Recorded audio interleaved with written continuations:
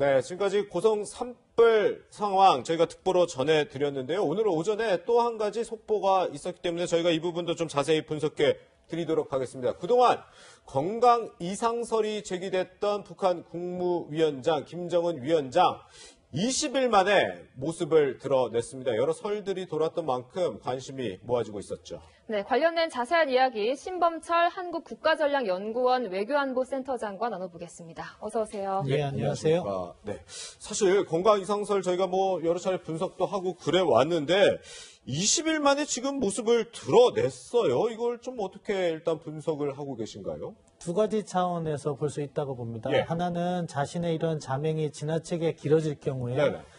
해외 언론뿐만 아니라 해외 언론에서 북한 평양으로 정보가 역수입되는 경우도 있거든요. 네네. 그럴 경우에는 북한 내부에 불안 요인으로 이렇게 자리 잡을 수 있었기 때문에 네. 그것을 차단하기 위함이고, 두 번째는 이번 현지 시찰 장소가 중요한 의미를 지니는데요. 네. 뭐냐면은 평안남도 순천에 있는 인비료 공장인데 네네. 이게 결국 농업 생산량하고 아주 직결되는 장소고, 예. 네. 그러다 보니까 올해 첫 경제 순방으로도 1월 7일 날 이곳을 방문하곤 했는데, 그것이 이제 완공돼서 준공식을 해요. 그러니까 자신이 등장해야 될 필요성을 스스로 느꼈을 것이다. 네. 그 두 가지 차원에서 분석을 해봅니다. 네. 네, 저희가 지금 사진으로도 나오고 있지만 저게 바로 어제 김정은 위원장이 이제 비료공장 준공식에 참석한 모습이었는데 보셨을 텐데 혹시 과거와 좀 달라지는 모습이 있었습니까? 일단 전반적으로 얼굴 상황은 좀 안 좋아 보여요. 네. 예. 이렇게 저도 이렇게 사진으로만 봤기 때문에 확대해서 봐도 이제 해상도 때문에 한계는 있지만 예. 얼굴이 그리 건강해 보이는 모습은 아니다. 네. 네. 웃는 얼굴을 나왔고, 저거 말고도 몇 장의 사진이 더 있는 건데요. 그렇죠. 네. 아무튼 건강 상태는 그렇지만 동영상이 아니기 때문에 걷는 부분에 있어서 이상이 있거나 그런 부분을 확인하지 못했고요. 네. 근데 이제 어제 날씨가 상대적으로 따뜻했을 텐데 약간 두꺼운 복장 차림이라는 것은 앞으로도 약간의 음모론은 계속될 수 있겠다는 생각도 들게 합니다. 그래요. 음모론이라고 하신다면은 그러니까 지금 수술 받았다 이렇게 해서 상당히 건강이 악화된 거로 이렇게 나왔잖아요. 네. 여러 설이 있었죠. 예, 그런 설이 아직은 근거가 없었는데 예. 확산되어 있는데, 저 부분과 관련해서도 이제 어제 날씨가 결국 북한 평안남도라고 해도 20도 가까운 날씨가 됐을 텐데 예. 두꺼운 복장을 했다는 것이 이상하다 하는 문제 제기는 계속 될 거라는 얘기인데요. 네. 예. 기본적으로 과거 관행을 보면은 저 정도 활동을 하면은 김정은의 건강 상태가 아주 악화됐다 이렇게 치부하기는 좀 어려운 것 같고요. 예. 4월 15일을 전후해서 건강 상태가 양호하지 않았다고 볼 수는 있겠지만 지금은 활동을 하는 어느 정도의 상황은 됐다 이렇게 평가하는 것이 맞는 것 같습니다. 네. 네. 신선태장님 말씀해 주신 것처럼 앞으로 공개될 동영상 등등을 통해서 이 김정은 위원장에 대해서는 좀 분석을 아주 정밀하게 해봐야 될 것 같은데, 어제 20일 만에 모습을 드렸던 어제가 바로 우리나라도 근로자의 날이었잖아요. 이 북한도 이 근로자의 날이 굉장히 중요한가요? 이 날에 딱 공개를 한 것도 의미가 있지 않나 싶어서요. 네, 상당히 중요한 의미를 지니는데 네. 그 노동절보다 북한은 노동절이라고 하고 북한도 조선 노동당이라고 하잖아요. 그러니까요. 그렇기 때문에 이미 50년대에 국경절로 이렇게 지정해서 예. 대대적으로 행사를 해요. 그런데 이제 북한도 이제 행사를 하는 데 있어서 수준을 정하는데 네. 김정은 건강 문제가 제기됐던 태양절, 예. 김일성 그 생일 관련 행사는 항상 최고 지도자인 김정은이 나타났었어요. 네. 예. 그런데 노동절 행사는 항상 김정은이 한 건 아니에요. 예. 어느 정도 고위급이 이제 노동자들을 격려하는 모습을 이렇게 보여왔기 때문에 네. 노동절이기 때문에 등장했다. 저는 거기에는 동의하지 않고요. 네. 다만 아까 말씀드린 것처럼 순천에 있는 인비료 공장의 그 중요성, 북한 경제에서 차지하고 있는 그것 때문에 준공식을 그때에 맞춰서 했을 가능성은 있다.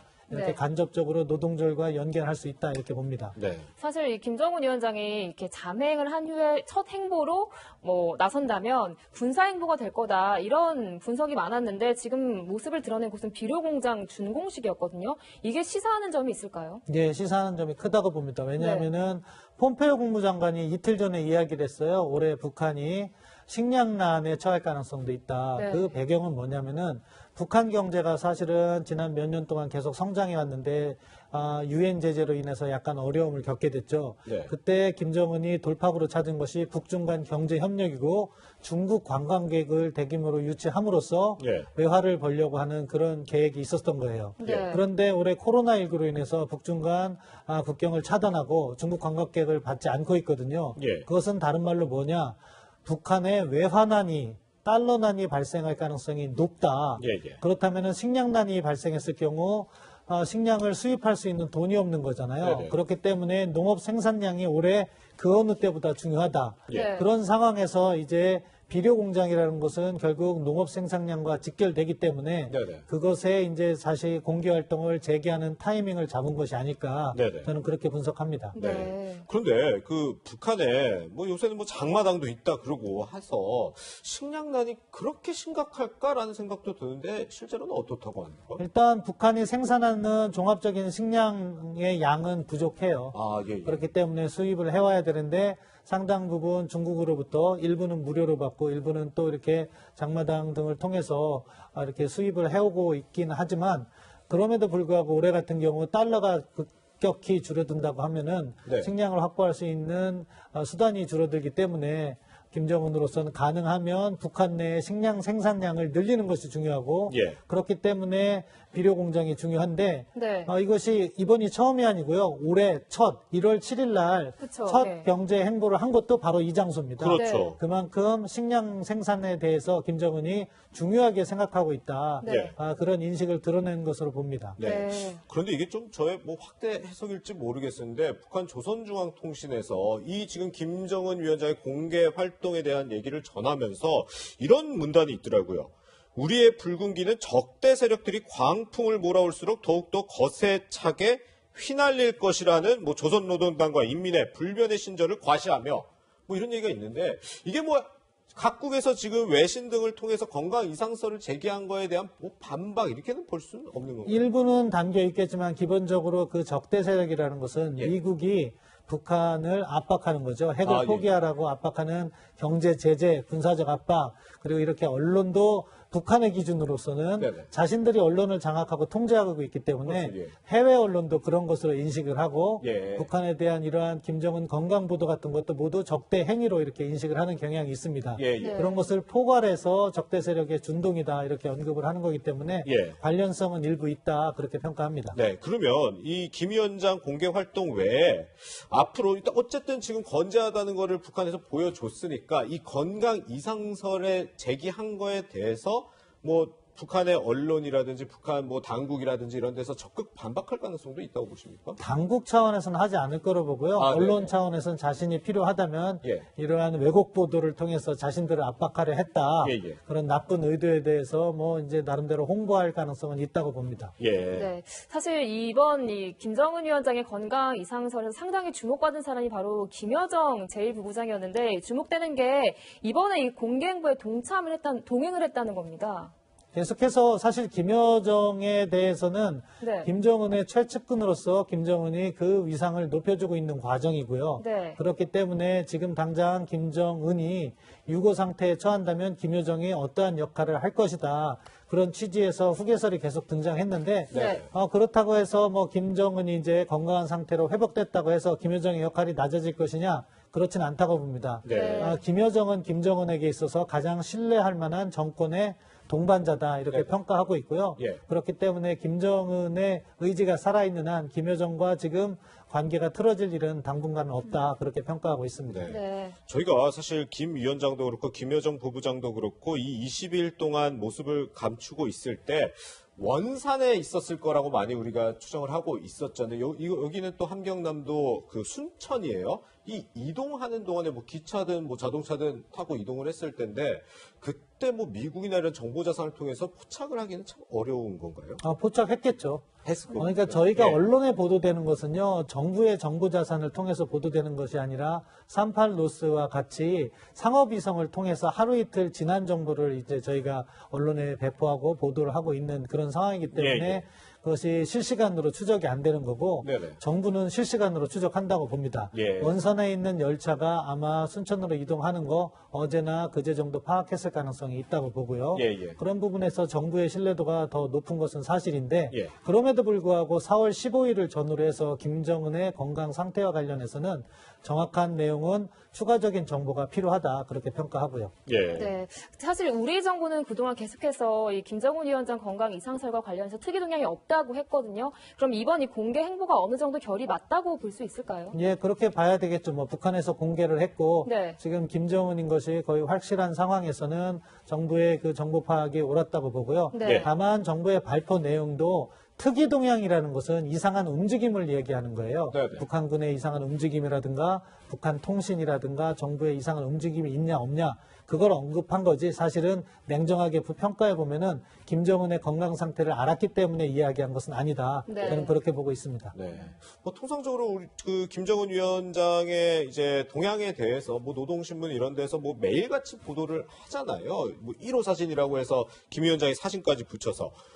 일단 오늘 보도된 게 일회성이라고 보시나요? 아니면 앞으로는 이 김정은 위원장의 동향에 대해서 이제 북한 언론에서 매일같이 다시 또 보도를 할 거라고 보시나요? 그 부분은 이제 살펴봐야죠. 이런 북한 문제를 사실 정보가 제한된 상황에서 예. 예단하는 게 상당히 어렵습니다. 아, 예. 지금 김정은 사진을 보면은 그렇게 얼굴 상태가 좋아 보이진 않아요. 그러면은 이것이 일회성으로 워낙에 해외 언론에서 이렇게 보도를 하고 있고 북한 내부에 영향을 미칠까봐 네. 나타났다고 하면 다시 뭐 1주간, 2주간 다시 잠행할 가능성은 있다고 보고요. 네. 그렇지 않고 완전히 회복한 것이라면은 경제 행보를 이어갈 가능성은 있다고 봅니다. 예. 사실 뭐 미국에서도 상당한 관심을 보이고 있는데 뭐 폼페이오 국무장관 같은 경우에는 우리의 관심은 비핵화다 이렇게 얘기를 했거든요. 이번 이 김정은 위원장의 공개 행보가 앞으로 뭐 북미 관계에 또 어떤 영향을 미칠까요? 뭐 폼페이오 국무장관이나 트럼프 대통령 이야기한 것과 같이 김정은의 건강 상태에 대해서는 물음표를 제기한다 하더라도 미국이 관심을 갖고 있는 것은 특정인의 건강 상태가 아니라 북한이 보유하고 있는 핵무기다. 북한의 위협이다. 이 점을 강조한 것으로 보이고요. 예. 그런 측면에서는 뭐 미국의 입장이 당장 바뀔 것 같지는 않습니다.